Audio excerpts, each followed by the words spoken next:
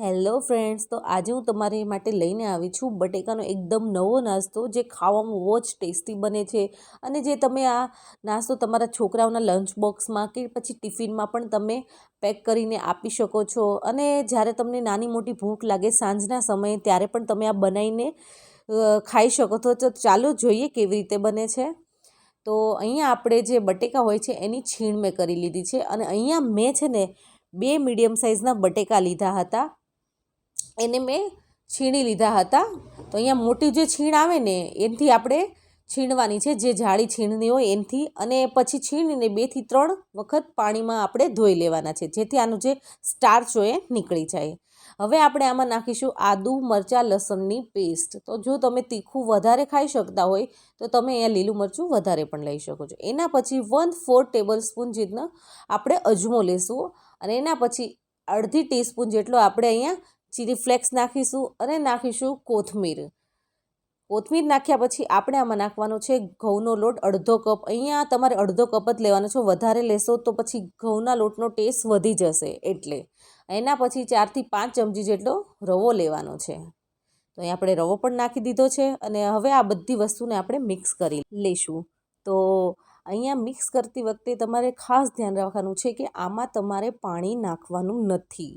જો તમે પાણી નાખશો ને તો પછી કેવું થશે, લોટ વધારે નાખવો પડશે. ને જે આપણા બટેકા હોય એમાં મોઇશ્ચર હોય જ છે, એટલે આમાં આપણે પાણી નાખવાની જરૂર નથી. અને અહીંયા મેં છે ને મીઠું નાખી દીધેલું છે. એનો જે વિડીયો હોય ને એ થોડોક સ્કીપ થઈ ગયો છે, શૂટ નહોતું થયું, એટલે આમાં મીઠું પણ નાખવાનું છે. તો લોટ બંધાઈ ગયો છે આપણો સરસ મજાનો.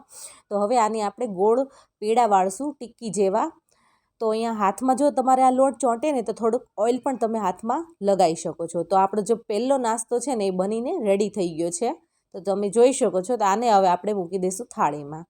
એવી જ રીતે આપણે બીજો આપણો જે નાસ્તો છે ને એ બનાવીને રેડી કરીશું. તો આમાં આપણે પાણી તો બિલકુલ મેં નાખ્યું જ નથી, અને તમારે પણ નથી જ નાખવાનું, કેમ કે આ જે આલુ હોય ને એમાં મોઇશ્ચર હોય છે અને થોડુંક પાણી પણ હોય છે. તો તમે લોટ નાખશો ને અને બધું મીઠું ને એવું નાખશો ને એટલે જે આલુ મીન્સ કે આપણે જે બટેકા હોય ને એ પાણી છોડી દે. એટલે તો અહીંયા જો આપણે બધો જ નાસ્તો આપણો બનાવીને રેડી કર્યો છે. તો હવે આને ફ્રાય કરશું. તો અહીંયા મેં ઓઇલ લીધું છે. તો અહીંયા હું શેલો ફ્રાય કરું છું. જો તમારે ડીપ ફ્રાય કરવું હોય તો તમે એ પણ કરી શકો છો. જેવું આપણું તેલ ગરમ થઈ જાય એટલે આપણે આપણો જે બનાવેલો નાસ્તો છે બટેકાનો એ આમાં નાખી દઈશું ફ્રેન્ડ્સ. નાખ્યા પછી 1 થી 1.5 મિનિટ સુધી એને મીડિયમ ફ્લેમ ઉપર એમને ફ્રાય થવા જ દેવાનું છે, તમારે પલટાવવાનું નથી. જેવું 1 થી 1.5 મિનિટ થાય એટલે આ બધો નાસ્તો જે છે આપણો એને પલટાવી લઈશું વારાફરતી. તમે જોઈ શકો છો કે અહીંયા હું પલટાવું છું ને બીજી સાઈડનો જે કલર છે એકદમ બ્રાઉન ને સરસ થઈ ગયો છે. તો અહીંયા બધા નાસ્તાને પલટાવીને પાછું 1 થી 1.5 મિનિટ સુધી મીડિયમ ફ્લેમ ઉપર આને પકવા દઈશું.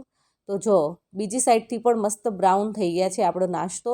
અને ફ્રેન્ડ્સ, આ ખાવામાં બહુ જ ટેસ્ટી બને છે ને ચોક્કસ ઘરેથી એકવાર તો જરૂર ટ્રાય કરજો. જે તમારા છોકરા રોટલી નહીં ખાતા હોય ને તો તમે એને આ પણ બનાવીને દઈ શકો છો, અને બહુ જ ખાવામાં ટેસ્ટી બને છે. તો જો આપણો નાસ્તો છે એ થઈ ગયો છે. તો ઉલટાવી પલટાવીને આપણો ફ્રાય થઈ ગયો છે. તો આને થાળીમાં કાઢી લેશું. તો છે ને એકદમ ઇઝી રેસિપી ફ્રેન્ડ્સ. જો તમને આ વિડીયો સારો લાગ્યો હોય તો પ્લીઝ મારી વિડીયોને લાઇક કરજો, અને વિડીયોને શેર કરજો, અને ચેનલને સબસ્ક્રાઈબ કરજો, અને કમેન્ટમાં કહેજો કે કેવો લાગે. જો હું તમને એક તોડીને બતાવું છું. તો બહારથી એકદમ ક્રન્ચી અને અંદરથી એકદમ સોફ્ટ છે. અને આમાં અજમો છે એટલે આપણે ડાયજેશન બી સરસ થશે. તો મારી ચેનલને સબસ્ક્રાઈબ જરૂરથી કરજો.